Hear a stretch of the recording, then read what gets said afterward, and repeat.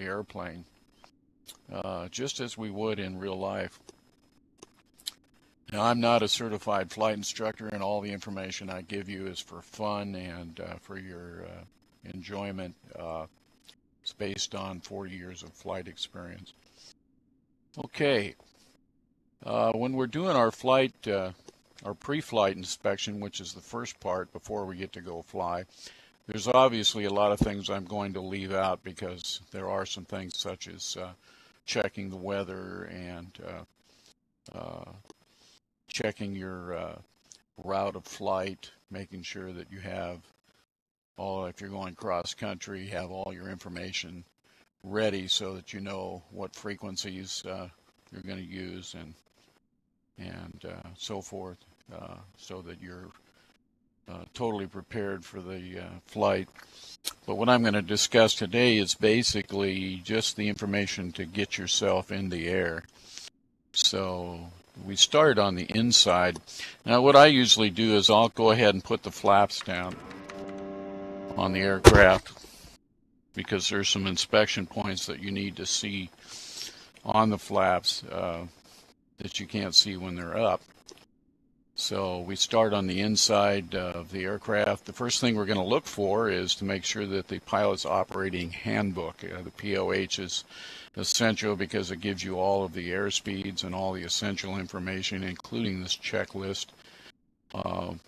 Something that you need to have if you have some kind of a problem and you need some information that you can't remember.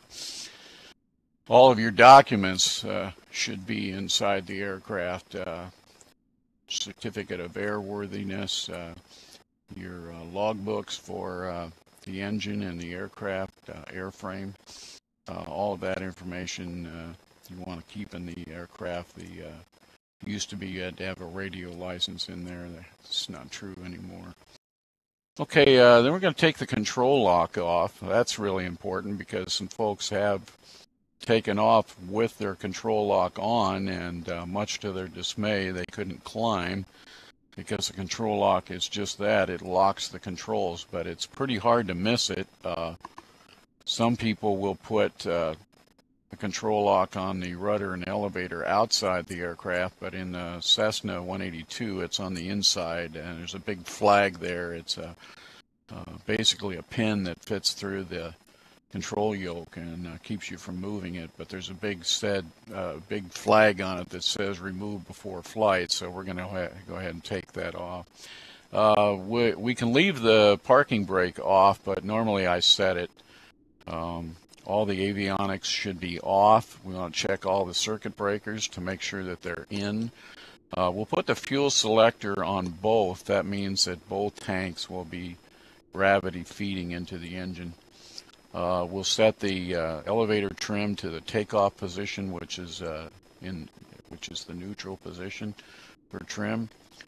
Trim wheel is located between your legs, between your legs and the people next to you. It's on the center console. There's two trims. There's a rudder trim and an elevator trim.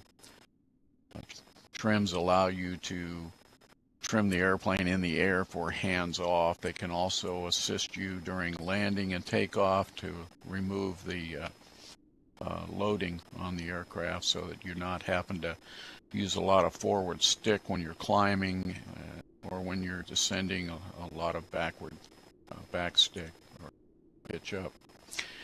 And then we'll go ahead and put the magneto switch to off. The reason we want to do that is that you don't want to have that mag on because we're going to be doing some things with the propeller during pre-flight, and that's not something that you want to be rotating with. I'm doing a class. That's not something you want to be rotating while you're while the mags are on, because the engine could start. So we definitely don't want to do that. I usually start in the front of the aircraft and I'll grab onto the prop and go ahead and make sure that it's not loose. That sounds funny, but you want to check for nicks and any scratches on the prop blades. Those can cause metal fatigue and failure. We don't want any nicks and scratches that are of good size on there. A few is okay, but if they're of good size, then it needs to be repaired. Also check, because this aircraft has a constant speed propeller, we don't have to worry about it on other aircraft with fixed pitch, but this one has constant speed, so we need to go ahead and check for hydraulic fluid leaks around the prop hub.